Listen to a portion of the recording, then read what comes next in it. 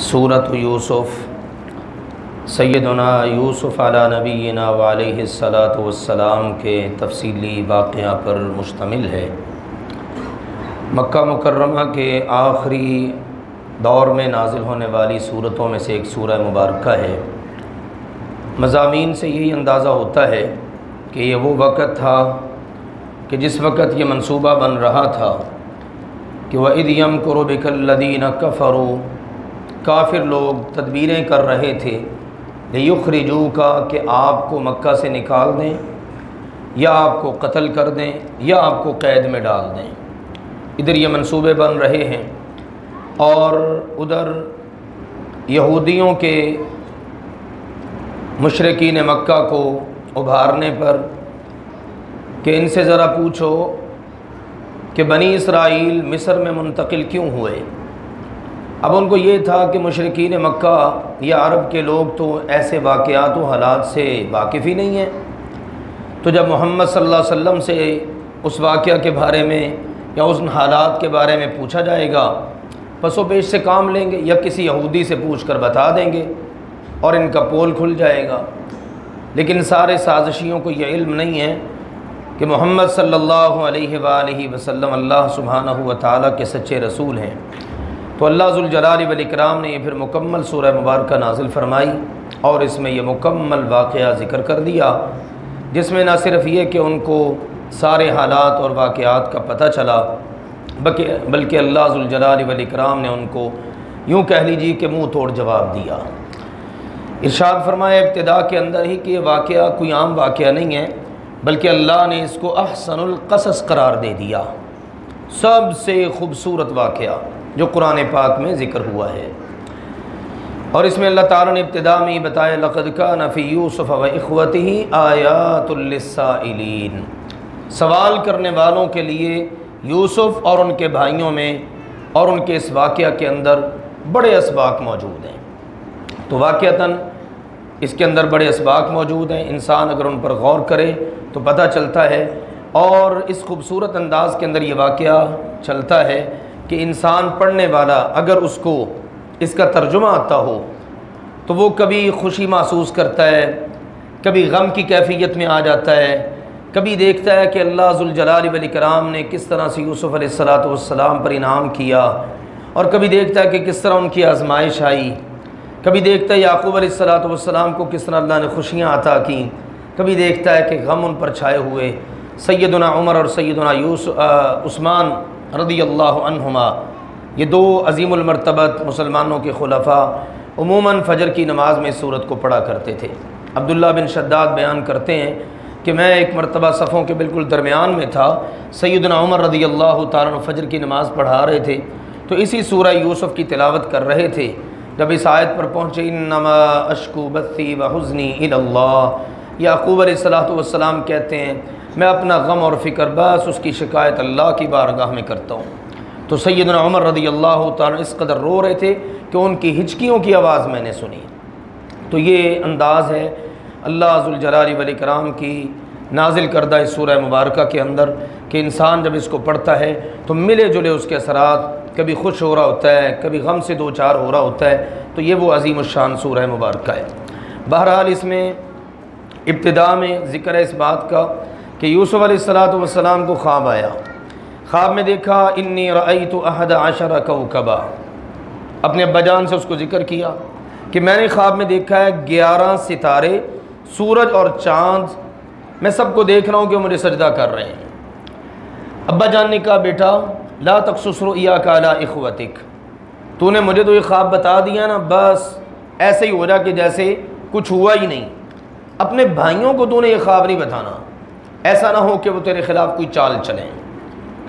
उसके बाद भाई मंसूबा बना रहे हैं कि अब्बा जान की हर वक्त तवज्जो बस यूसुफ़ पर है, हमारी तरफ तो तवज्जो ही कोई नहीं, हमें तो पूछता ही कोई नहीं। हसद की आग में जल रहे हैं और मंसूबे अब क्या बना रहे हैं, उक़्तुलू, इसको कत्ल ही कर देते हैं। अब इतरहूहु अर्दन यख़्लु लकुम वजहु अबीकुम, या फिर यह है कि इसको दूर किसी बयाबान जंगल में छोड़ देते हैं, वहाँ कहीं फेंक देते हैं। होगा फिर क्या, अब्बा जान की तवज्जो हमें मिल जाएगी। आप देखिए कि जिस वक़्त हसद की आग میں انسان جلتا ہے تو اپنے خون تک کو، اپنے سگے بھائیوں تک کو بھول جاتا ہے۔ بہرحال اس کو انہوں نے عملی جامہ پہنانے کے لیے بھائی کو ساتھ لیا، دیگر واقعات بھی بہرحال ساتھ ہیں، چونکہ اختصار مد نظر ہوتا ہے تو وہ ساری باتیں ذکر نہیں ہو پاتی، تو بہرحال میں انشاءاللہ اختصار کے ساتھ اس کو لے کے آگے بڑھتا ہوں۔ بھائی کو ساتھ لے گئے اور کامیاب ہو گئے۔ اس میں آپس میں پہلے منصوبہ بنایا کہ کیا کریں۔ ایک کہنے والے نے کہا نہ یار اس کو قتل نہ کرنا، اس کے اندر کوئی تھوڑی بہت پھر بھی نرمی، بھائی کے ساتھ کوئی محبت شفقت کا پہلو غالب تھا، تو منصوبہ پھر یہ بنا کہ چلو ٹھیک ہے اس کو پھر لے جاتے ہیں۔ ابا جان کی منت سماجت کی، ابا جان ہمیشہ یہ گھر میں ہی رہتا ہے، دیکھو نا ہم جاتے ہیں کھیل کود کرتے ہیں، آؤٹنگ ہوتی ہے، آپ اس کو بھی کبھی ہمارے پاس ساتھ بھیجیں۔ ابا جان پہلے تو راضی نہ ہوئے، آخر ان کے اصرار پر انہیں پھر اپنے ہتھیار پھینکنے پڑے اور یوسف علیہ السلام کو ساتھ روانہ کر دیا، اور ساتھ میں کہہ دیا ایسا نہ ہو، مجھے ڈر لگتا ہے کہ تم اپنی کھیل کود میں مصروف ہو جاؤ اور جنگل میں بھیڑیا کہیں یوسف کو کھا نہ جائے۔ اب اللہ عالم کہ ان کے دماغ میں یہ بات بیٹھ گئی، وہ گئے تو جناب منصوبے کو عملی جامہ پہنایا، بھائی یوسف کو انہوں نے گہرے کنویں میں پھینکا اور ایک بکری ذبح کی اور اس کا خون بھائی کی قمیص کو لگایا اور لے کے واپس آ گئے۔ جاؤ اباہم عشاء یبکون، شام کا وقت ہوا، رات چھائی، روتے ہوئے ابا جان کے پاس آ گئے اور آ کے کہتے ہیں ابا جان ہم کھیل کود میں مصروف ہو گئے، آپ کی بات سچ ثابت ہو گئی، بھائی کو ہم نے اپنے سامان کے بعد چھوڑا تھا، ہم دور نکل گئے، جب واپس پلٹے تو بھیڑیا اس کو کھا چکا تھا اور ثبوت کے طور پر یہ قمیص ہے۔ ابا جان نے اس وقت کہا فصبر جمیل واللہ المستعان علی ما تصفون، صبر ہی میرے لیے اچھا ہے، تم جو بیان کر رہے ہو نا اس پر اللہ سے ہی مدد مانگی جا سکتی ہے۔ جس وقت اس قمیص کو دیکھا تو وہ کہیں سے پھٹی نہیں ہوئی، خون بھی جھوٹا، بدم کذب، قرآن کہتا ہے جھوٹا خون لگا ہوا تھا۔ بہرحال ادھر گھر میں یہ صورتحال ہے اور ادھر یوسف علیہ السلام کنویں کے اندر چلتا ہوا ایک قافلہ، انہوں نے وہاں پر سٹے کیا، تھوڑی دیر کے لیے رکے تو انہوں نے پانی کی تلاش میں اپنے بندوں کو بھیجا کہ یار جاؤ پانی تلاش کر کے لاؤ، جن کی ذمہ داری تھی۔ تلاش کرتے کرتے جس وقت کنویں پر پہنچے تو ان کا جو پانی لے کے آنے والا تھا بندہ، اس نے اپنا ڈول لٹکایا۔ جس وقت کنویں میں ڈول لٹکایا باہر نکالنے لگا تو بڑا وزنی، باہر اس نے کھینچ کے نکالا تو دیکھا ایک خوبصورت بچہ، یا بشرا ھذا غلام، کہنے لگا واہ ہماری قسمت کے کیا کہنے، یہ ایک بچہ ہمیں مل گیا ہے۔ انہوں نے ان کو چھوٹا سا بچہ، معصوم سا، خوبصورت سا، انہوں نے اس کو چھپا لیا کہ کہیں کسی کی نظر نہ پڑ جائے، کسی کا گمشدہ بچہ ہو، کوئی ہم سے لے نہ لے، کوئی مسئلہ مسائل نہ بنے۔ اللہ اکبر، اللہ کی قدرت دیکھیے کہ وہاں سے لے کے نکلے تو آگے لے جا کے مصر کے بازار میں انہوں نے شروہ بثمن بخس دراہم معدودہ، اللہ کے اس قیمتی پیغمبر کو جن کی چوتھی نسل میں نبوت و رسالت چوتھی نسل تک چلی، اللہ نے کہا چند ٹکوں میں، چند درہموں میں، معمولی سی قیمت میں فروخت کر دیا۔ اب اس کے بعد جس گھر میں گئے فروخت ہو کر، جس نے خریدا اس نے کہا بچہ تو بڑا اچھا ہے، اپنی بیوی سے کہا اس کا خیال رکھنا، ممکن ہے کہ یہ بچہ ہمیں مستقبل میں فائدہ دے، بے اولاد ہیں تو ہم اس کو اپنا بیٹا ہی بنا لیں۔ سلسلہ چلتا رہا، آخر کار جس وقت یوسف علیہ السلام بچپنے، لڑکپن اور جوانی میں قدم رکھا تو اسی گھر والے یعنی اسی شخص کی بیوی جس کو عزیز مصر کہا جاتا ہے، اس کی بیوی ملکہ مصر کہہ لیں، اس نے یوسف علیہ السلام پر ڈورے ڈالنے شروع کر دیے، ان کے عشق میں مبتلا ہو گئی۔ آخر کار ایک روز اس نے اپنے ناپاک عزائم کو عملی جامہ پہنانے کے لیے اس نے دروازے بند کر دیے اور کہنے لگی ہے تلک، آؤ اس منصوبے کو، گناہ کو عملی جامہ پہناؤ۔ قال معاذ اللہ، یوسف علیہ السلام کہنے لگے اللہ کی پناہ، میرا رب اس نے مجھے اتنا اچھا ٹھکانہ دیا، یا تو اللہ سبحانہ و تعالیٰ نے، یا جو میرا مالک ہے جس نے مجھے خریدا ہے، اب اس نے مجھے اتنا اچھا اپنے گھر کے اندر رکھا ہے، اب میں اس کی حکم عدولی کر جاؤں، بدکاری گناہ کروں، میں اس کا تصور بھی نہیں کرتا۔ اس کے بعد پلٹے، دروازوں کی طرف دروازے آگے سے بند، لیکن اللہ سبحانہ و تعالیٰ نے معجزہ رونما فرمایا، جیسے جیسے بڑھتے چلے گئے دروازے کھلتے چلے گئے۔ اب آگے آگے یوسف ہیں، پیچھے پیچھے وہ عزیز مصر کی بیوی ہے، تو جس وقت اس نے دیکھا کہ یہ تو نکل گیا ہاتھوں سے، اس نے پیچھے سے قمیص ہی پکڑ لی، آگے کو زور لگا، یوسف علیہ السلام کو اس نے اپنی طرف کھینچا تو قمیص پھٹ گئی۔ اب جیسے ہی آخری دروازہ کھلا تو دیکھا آگے جناب بادشاہ سلامت، لو عورت بدل گئی۔ وہ بی بی پہلے کیا کر رہی ہے، ساری خباثت خود کر رہی ہے، اور فوراً سے بدل گئی اور کہنے لگی ما جزاء من فعل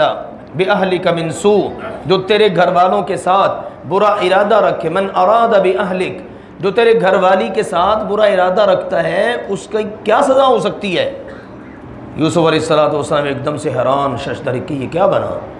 تو انہوں نے بتایا کہ میرا تو کوئی ایسا نہیں، اسی عورت نے مجھے گمراہ کرنے کی کوشش کی، تکرار ہوئی، اختلاف ہوا، اور وہاں پر اللہ ذوالجلال والاکرام نے اپنی طرف سے ایک اگلا معجزہ رونما کیا کہ ایک کہنے والے نے اس کے گھرانے میں سے بات کی کہ تم جانچ پڑتال کر لو، تفتیش کر لو، اگر قمیص آگے سے پھٹی ہوئی ہے تو یہ گناہ گار ہے یوسف، اگر پیچھے سے پھٹی ہوئی تو بات بالکل کلیئر ہے، عورت گناہ گار ہے۔ فلما رأى قمیصه قد من دبر، جب قمیص دیکھی گئی تو دیکھا کہ وہ پیچھے سے پھٹی ہوئی ہے۔ اب بادشاہ اور تو کچھ نہ کر سکا، کہنے لگا انه من کیدکن ان کیدکن عظیم، بی بی سے کہا تمہاری چال ہے اور بڑی خطرناک چال ہے۔ اس کے بعد خیر وہ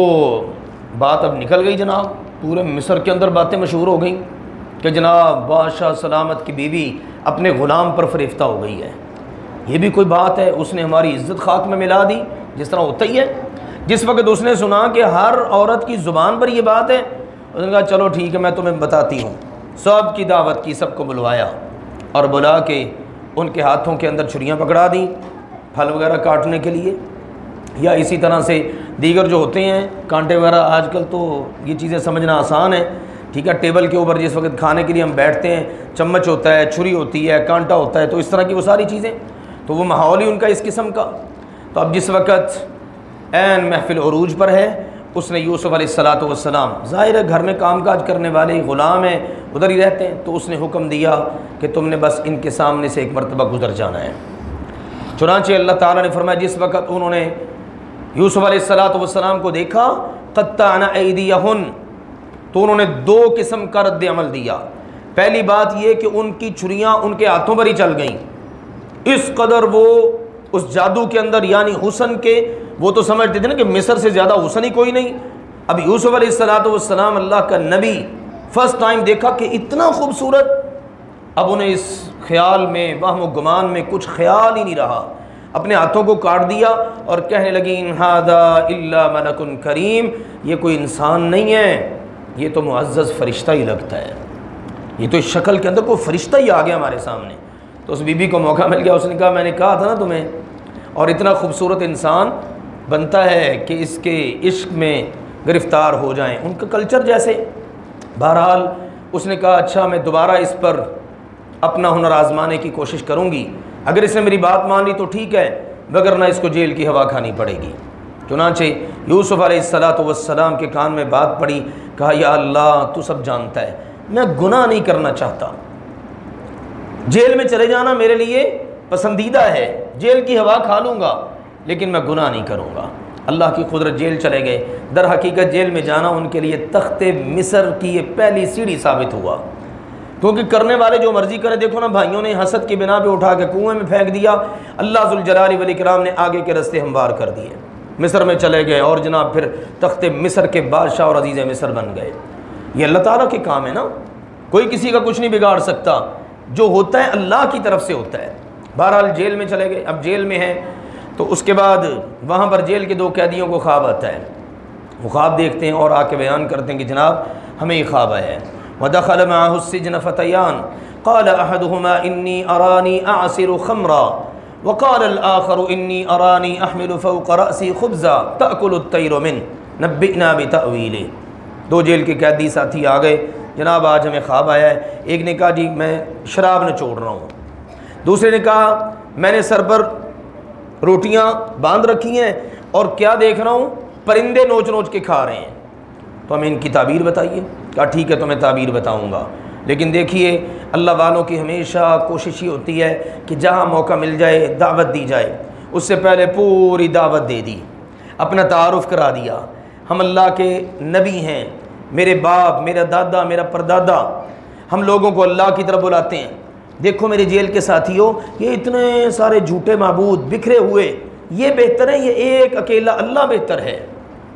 یہ ساری باتیں بڑے خوبصورت انداز میں سمجھائی جا، ان کے سامنے سوال رکھ رہے ہیں، پھر ان کو خوابوں کی تعبیر بتا دی۔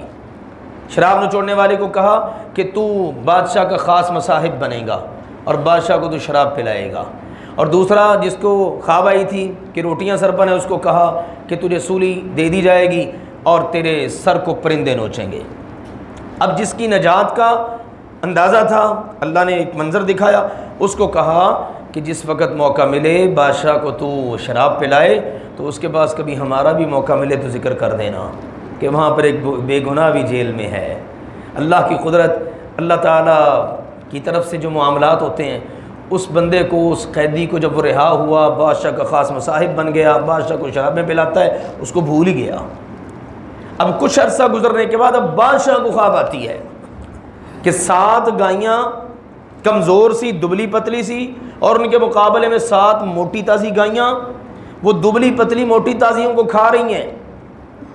اب اس نے جب ذکر کیا، اسی طرح 7 سٹے اور 7 بالیوں کا ذکر اس نے ذکر کیا، یہ خواب آیا مجھے۔ اب جس سے بھی پوچھے وہ کہے ایسے ہی پورا گندہ سا خواب ہے، وہ چلتی چلاتی سی باتیں ہیں۔ اب فوراً سے وہ جو شراب پلانے والا نا، اس کے کان میں پڑی، اس نے کہا جناب مجھے تھوڑا سا وقت دیں، میں آپ کو آپ کے خواب کی تعبیر بتاتا ہوں۔ وہ سیدھا یوسف علیہ السلام کے پاس اگر یوسف ایھا الصدیق،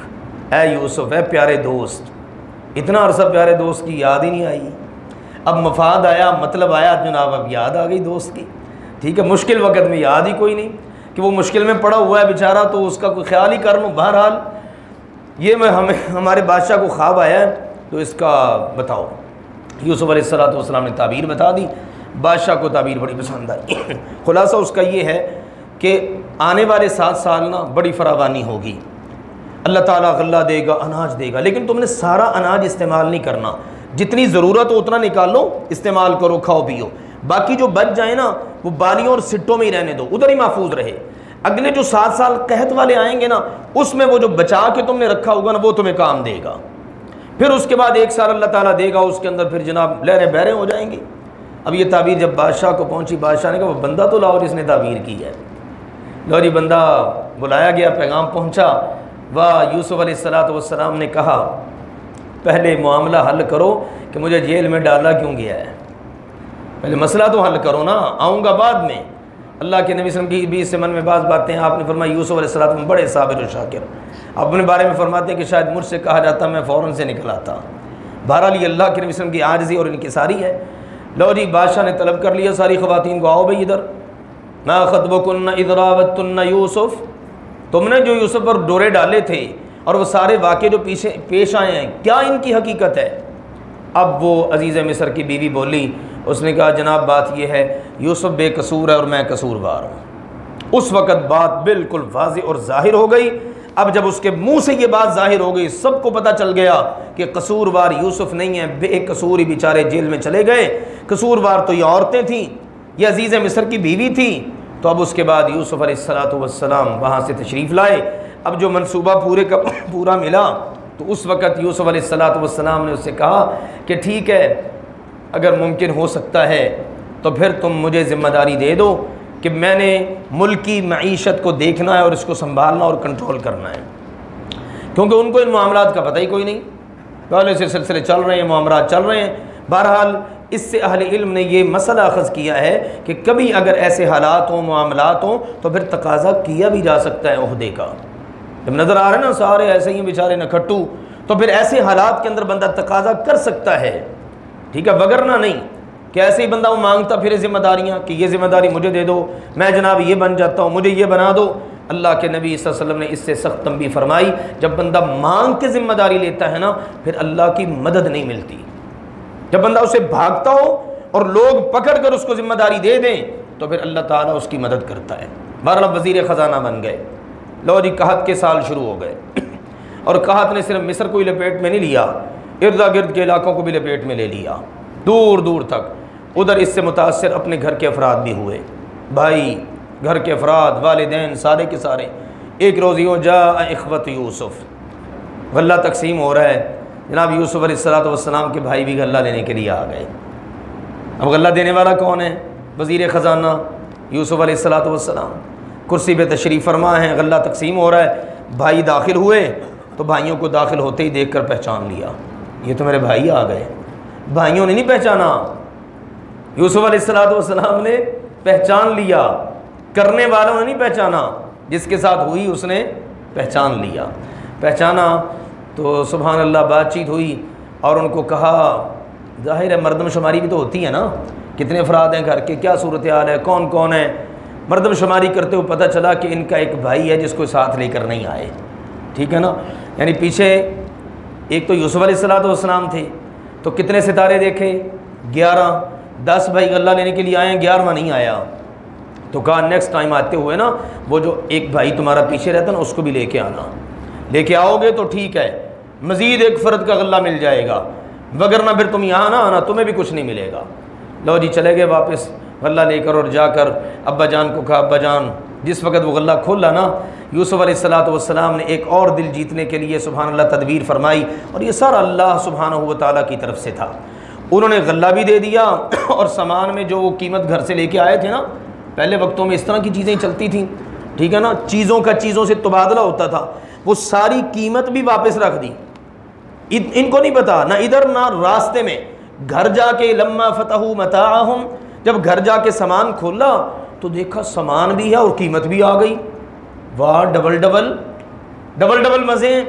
کہنے لگے ابا جان کیا بات ہے، کتنا زبردست یہ بادشاہ ہے، کتنا زبردست وزیر خزانہ ہے، جناب سارا مال بھی دے دیا اور قیمت بھی دے دی، لیکن ایک بات اس نے کہی ہے،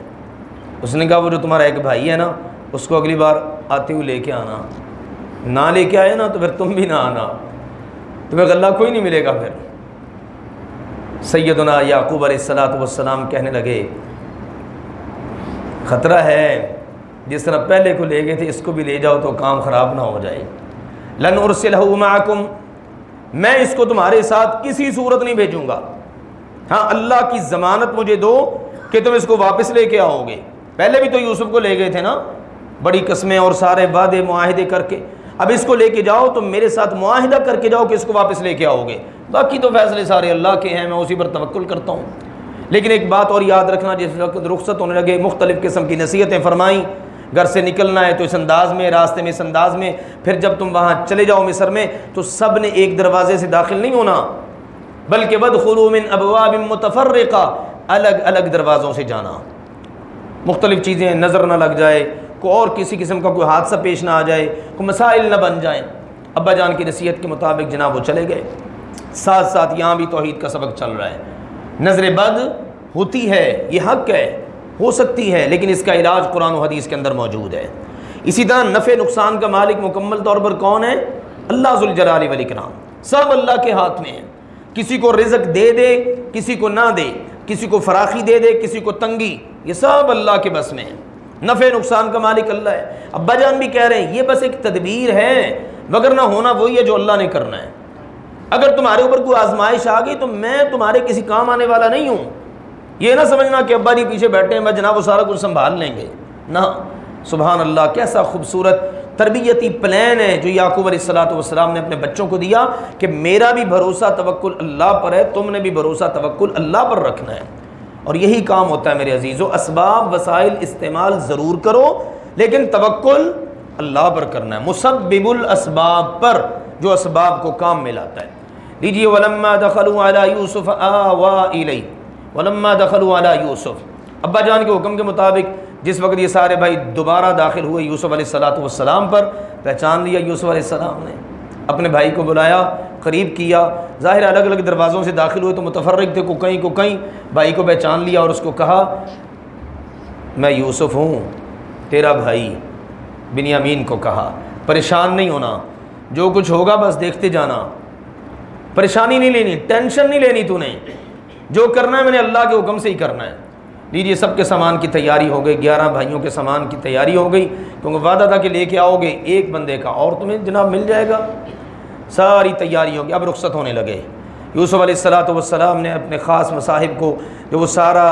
ترازو کے ساتھ یا پیمانے کے ساتھ وزن کر کے وہ ڈالا کرتا تھا، اس کو کہا یہ جو ٹوپا ہے نا، یعنی جس کے ساتھ ہم وزن کرتے ہیں، یہ میرے بھائی یہ جو میرے ساتھ ساتھ رہا ہے نا، جس کو میں نے تھوڑا سا پروٹوکول دیا ہے اور راز نیاز کی باتیں کی ہیں، اس کے سامان میں رکھ دینا ہے، اس نے رکھ دیا۔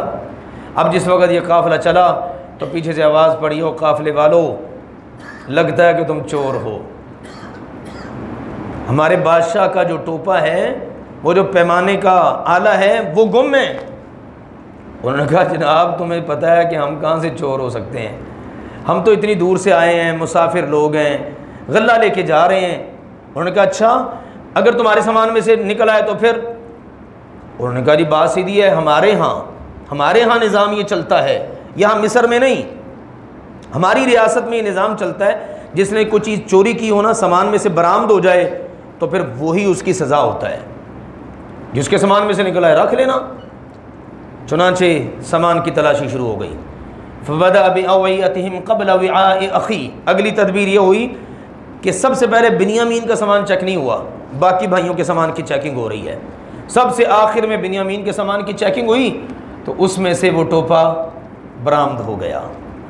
چنانچہ جیسے ہی بھائیوں نے دیکھا وہ پھر بول پڑے،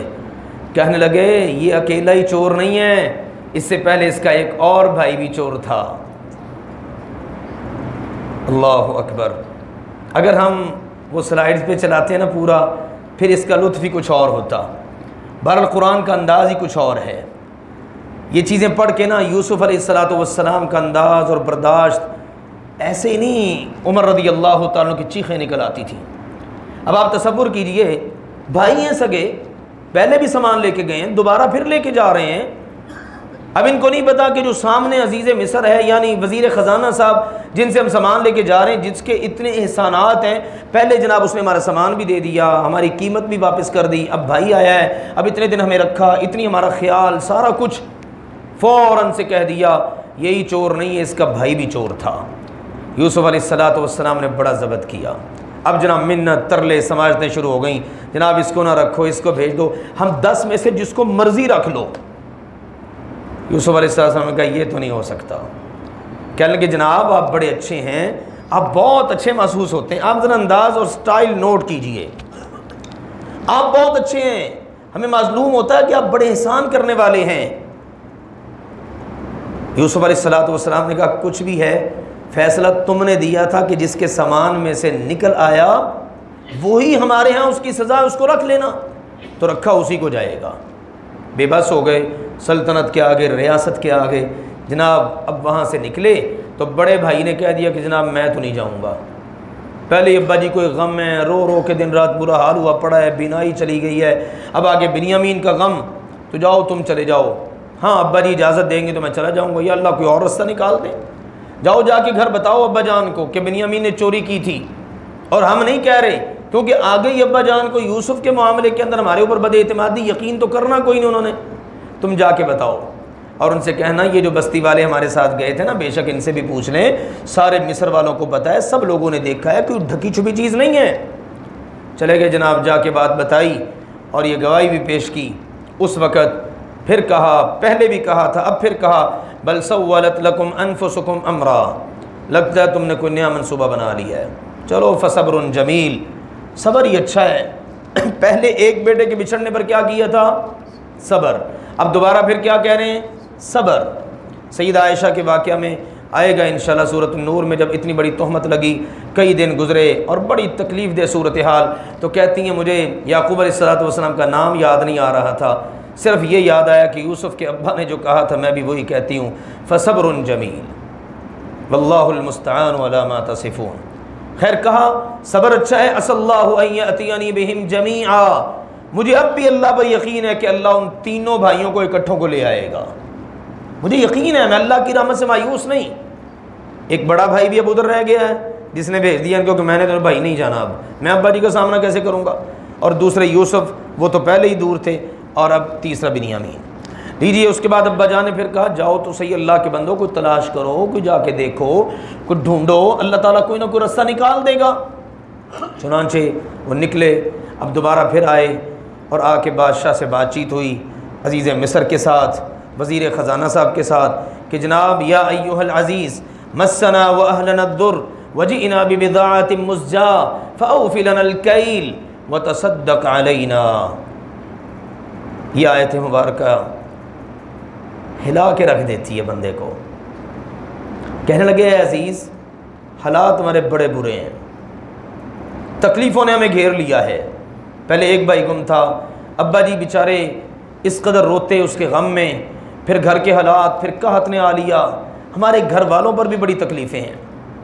اب یہ تھوڑی سی جمع پونجی ہم لے کر آئے ہیں، جو پچھلی بار غلہ لے کے گئے تھے نا وہ ختم ہو گیا ہے، حالات ہمارے بالکل ٹھیک نہیں ہیں۔ اب تو حالت یہ بن گئی ہے، نبی زادے ہیں، سید ہے، صدقہ لگتا نہیں ہے، لیکن تصدق علینا،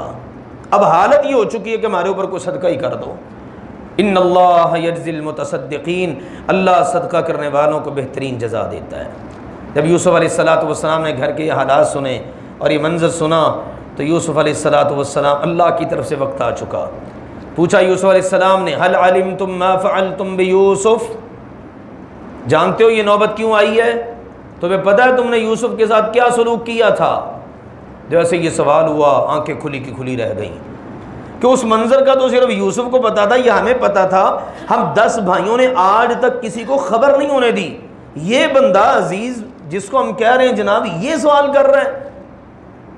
تو کہنے لگے انت یوسف، کہیں تو یوسف تو نہیں؟ کہا انا یوسف، ہاں میں یوسف ہوں، وہذا اخی، اور یہ میرا بھائی ہے، قد من اللہ علینا، ہمارے اوپر یہ جو کچھ کیا ہے اللہ نے احسان کیا ہے۔ لو جی اب سارے کے سارے 10 کے 10 بھائی مجرم بن کے سامنے کھڑے ہیں،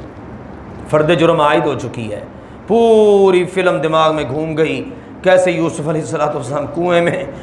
کنویں سے گھر میں، الزام لگا، جیل کی ہوا کھائی، وہاں کی روٹیاں کھائیں، پھر چلتے چلتے جناب وزیر خزانہ بنے، پھر وہاں سے آج جناب عزیز بنے بیٹھے ہیں، عزیز مصر۔ تو اس وقت ارشاد فرمایا پریشان نہ ہو،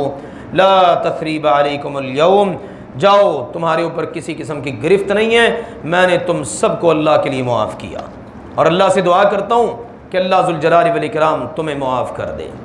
نبی اکرم صلی اللہ علیہ وسلم کے حالات اس سے بالکل ملتے جلتے تھے، ادھر سگے بھائی ہیں اور ادھر مکہ والے وہ بھی خونی رشتہ دار ہیں، دن رات ظلم ڈھاتے ہیں۔ ادھر منصوبہ کیا بنا تھا، اس کو قتل کر دو یا اس کو کہیں دور پھینک دو، اور ادھر منصوبے مکے میں کیا بن رہے ہیں، ان کو قتل کر دو یا ان کو یہاں سے نکال دو یا ان کو جیل میں ڈال دو۔ اللہ ذوالجلال والاکرام نے پوری سورہ مبارکہ نازل فرمائی اور اس کے اندر یہ سبق دیا کہ مکہ والو یہ آخری دور گزر رہا ہے تمہارے پاس، تمہیں تنبیہ کی جاتی ہے، سارا واقعہ پڑھ لو، بالکل من وعن، کچھ عرصے کے اندر ہی اللہ اس کو پورا کر دے گا۔ اور اللہ سبحانہ وتعالیٰ کی قدرت ہے کہ 8 سے 10 سال صرف گزرے، یوسف علیہ السلام کو تو لمبا وقت گزرا نا، ٹھیک ہے، یعنی بچپنا، پھر لڑکپن، پھر جوانی، پھر وہاں سے ہوتے ہوتے وزیر خزانہ بنے، پھر تقریباً وہ 14 سال تو وہ بنتے ہیں، پھر اس کے بعد کے یعنی آپ کہہ لیں کہ ایک لمبا دورانیہ ہے، تب جا کے وہ عزیز بنے۔ اور ادھر محمد مصطفیٰ صلی اللہ علیہ وسلم صرف 8 سے 10 سال لگے، جب مکہ کو فتح کیا تو اب یہ سارے کے سارے مکہ والے سامنے کھڑے ہیں۔ ہم نے پوچھا تم جانتے ہو میں نے کیا سلوک کرنا ہے تمہارے ساتھ؟ کہنے لگے اخن کریم وابن اخن کریم، آپ بڑے معزز بھائی ہیں۔ اب دیکھو میرے عزیزو غور کرو ان باتوں کے اوپر، یہی مکہ والے تھے نا جو دن رات ظلم ڈھاتے، اللہ کے نبی کی گردن کے اندر کپڑا ڈال کے اس کو بل دیے گئے، آپ کی آنکھوں مبارک سے آنسو نکل آئے، کبھی اوجھنیاں پھینک رہے ہیں، آپ کی راہوں میں کانٹے پھینکے جا رہے ہیں، یعنی کون سا ظلم ہے جو مکہ والوں نے نہیں کیا؟ اور آج جب جہاد کے نتیجے میں، دعوت کے نتیجے میں آج مکہ فتح ہو چکا ہے اور اب جناب سارے سامنے کھڑے ہیں، اب پوچھا جا رہا ہے کیا سلوک ہوگا؟ کہتے ہیں آپ تو بڑے معزز بھائی ہیں، 8-10 سال جس سے جنگیں لڑتے رہے، جس کے ساتھیوں کو شہید کیا، جس کے دانت مبارک احد میں شہید کیے، سارا کچھ ہوا، آج دیکھ لیجئے محمد فاتح علیہ السلام کے سامنے کھڑے اور کہتے ہیں آپ بڑے معزز ہیں، آپ معزز بھائی کے بیٹے ہیں، آپ سے خیر کی توقع ہے۔ آپ نے فرمایا میں تم سے وہی کہوں گا جو یوسف نے اپنے بھائیوں سے کہا تھا، جاؤ لا تثریب علیکم اليوم، میں تمہاری کوئی گرفت نہیں کرتا، اللہ بھی تمہیں معاف کر دے۔ اور یہ بڑا زبردست قسم کا پوائنٹ تھا، اس موقع کے اوپر بے شمار لوگوں نے اسلام قبول کیا، یہ نبی اکرم صلی اللہ علیہ وسلم کا بہرحال معاملہ۔ اس کے بعد یوسف علیہ السلام کو چونکہ حالات کا سارا پتہ چل چکا کہ ابا جان غم کے اندر رو رو کر آنکھوں کی بینائی تک کھو بیٹھے ہیں، انہوں نے کہا اپنی قمیص مبارک دی اور کہا جناب یہ لے جاؤ اور لے جا کر میرے ابا جی کی آنکھوں پہ ڈالنا،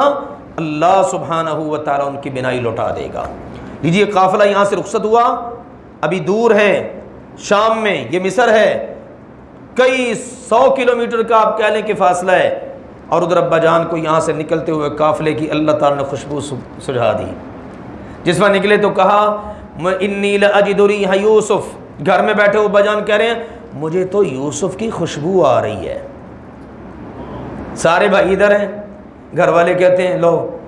آپ تو پرانی جناب پتہ نہیں کن باتوں میں پڑے ہوئے ہیں، یوسف پتہ نہیں کہاں چلا گیا، کیونکہ ان کو تو ابھی پتہ نہیں ہے نا، ادھر منظر کچھ اور بنا ہوا ہے اور گھر میں منظر ہی کچھ اور ہے۔ گھر والے بچے بہویں وغیرہ وہ کیا کہتی ہیں آپ تو پرانی کسی بھول چوک میں پڑے ہوئے ہیں، کہاں یوسف کا تو نام و نشان بھی نہیں۔ لیجیے قافلہ چلتا چلتا جب پہنچا اور خوشخبری لانے والے نے لا کر قمیص ڈالی، اللہ تعالیٰ نے بینائی لوٹا دی۔ تو کہا میں نے تمہیں کہا تھا نا مجھے اپنے بیٹے یوسف کی خوشبو محسوس ہو رہی ہے۔ اللہ اکبر، دیکھیے ذرا غور کیجیے معجزہ کیا ہوتا ہے، وجود نبی کا، حکم اللہ کا۔ پہلے بھی یہ قمیص آئی تھی نا، خون آلود، جانور کا خون لگا ہوا، بدم کذب، جھوٹا خون لگا ہوا تھا، قمیص سلامت تھی، وہ قمیص گھر میں ہی تھی، رکھ لیتے اس کو بینائی لوٹ آتی۔ اب مصر سے چلی ہے قمیص اور وہ جناب ڈالی گئی، اللہ کے حکم سے بینائی لوٹ آئی۔ مقصد کیا ہے، جو کچھ ہوتا ہے وہ اللہ کے حکم سے ہوتا ہے۔ جب نبیوں کا یہ معاملہ ہے تو باقی تو سارے بعد میں ہی آتے ہیں نا، اسی لیے کسی سے کچھ چیز منسوب کر دینا، کسی کو ایسے ہی بڑھا چڑھا دینا، کسی کرامت کے نتیجے میں کسی ولی کو رب کے درجے پر فائز کر دینا، یہ میرے عزیزو عقیدہ صحیح نہیں ہے۔ لیجیے اس کے بعد پیغام ملا کہ جناب آپ سب لوگ آ جائیں یہاں پر۔ اب وہاں سے پورا قافلہ چلا، سارے گھر والے چلے، والدین کریمین چلے، سارے بھائی چلے، اور جس وقت آئے یوسف علیہ السلام نے اپنی والدہ اور اپنے والد صاحب کو اپنے قریب ٹھکانہ دیا، اور سارے کے سارے 11 بھائی یہ سجدہ تعظیمی ہے، سجدے میں گر پڑے۔ کہا ابا جان ھذا تأویل رؤیائی، وہ جو میں نے بچپنے میں آپ کو خواب سنائی تھی نا، یہ ہے میرے رب کی طرف سے اس خواب کی تعبیر جو اللہ نے آج مکمل کر دی ہے۔ تو دیکھیے بعض اوقات کئی سال لگ جاتے ہیں خواب کی تعبیر مکمل ہونے میں، ضروری نہیں ادھر خواب آیا اور ادھر اس کی تعبیر پوری ہو جائے۔ تو یہ اللہ تعالیٰ کی قدرتیں، اللہ کے نظام ہیں۔ اب وہاں پر وہ رہنے لگ گئے، اللہ نے جناب مجھ پر بڑا کرم کیا، ابا جان بڑی آزمائشوں سے گزرے ہیں، پھر گھروں کی باتیں اور وہ سارے کے سارے معاملات، آپس میں تبادلہ خیالات۔ اب یوسف علیہ السلام نے جب اللہ کی نعمت مکمل ہو گئی، رب کی بارگاہ میں ہاتھ اٹھا دیے، رب قد آتیتنی من الملک، اللہ یہ ملک مجھے تو نے عطا کیا ہے، وعلمتنی من تأویل الاحادیث، خوابوں کی تعبیر کا علم بھی اللہ تو نے مجھے عطا کیا ہے، اور بن مانگے دونوں چیزیں دے دیں۔ اب تیرا نبی تجھ سے یہ سوال کرتا ہے اللہ توفنی مسلمہ، اب اس کے بعد جب بھی مجھے موت آئے یا اللہ اسلام کی حالت میں ہی مجھے فوت کرنا، اور یا اللہ مجھے نیک لوگوں میں شامل فرما دینا۔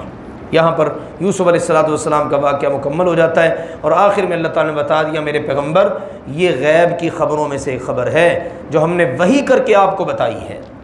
اب چونکہ آپ کو پتہ چل گیا ہے، اب سب کو ہی پتہ چل گیا ہے، تو غیب کی خبریں اس وقت تک غیب ہیں جب تک اللہ نے وحی کر کے بتا نہ دی۔ اس سے پہلے کہا ہے، اس سے پہلے نہ آپ کو پتہ تھا نہ آپ کی قوم کو پتہ تھا، پتہ ہی کوئی نہیں تھا۔ ہاں یہودیوں کے ہاں اس کے تذکرے کچھ نہ کچھ ملتے تھے، اور پھر آخری حکم میں اسی طرح سے توحید اور رسالت کا بیان اور اس کو قبول کرنے کی باتیں، اور پھر یہ قصے واقعات ان کے بیان کرنے کا مقصد کہ عقل والے ان کو پڑھتے ہیں اور ان سے سبق حاصل کرتے ہیں۔ تو یوسف علیہ السلام کا یہ سارے کا سارا واقعہ، اس کے اندر بہت سارے اسباق موجود ہیں، مکہ والوں کے لیے تنبیہات ہیں، سرزش ہے، اور مسلمانوں کے لیے تسلی کا سامان ہے، اور سب سے بڑی بات رسول اکرم صلی اللہ علیہ وسلم کے لیے پیغام ہے کہ اگر مکہ والے آپ کے ساتھ یہ سلوک کر رہے ہیں تو پریشان نہ ہو، سگے بھائیوں نے یہ سلوک یوسف علیہ السلام کے ساتھ کیا تھا، اور پھر جس طرح اللہ نے ان کو عروج دیا، وقت قریب ہے اللہ آپ کو بھی عروج دے گا، اور اللہ نے اپنے وعدوں کو پورا کیا، یقیناً اللہ اپنے وعدوں کو پورا کرنے والا ہے۔ اللہ ذوالجلال والاکرام قرآن پاک کا فہم عطا فرمائے۔ وآخر دعوانا ان الحمد للہ رب العالمین۔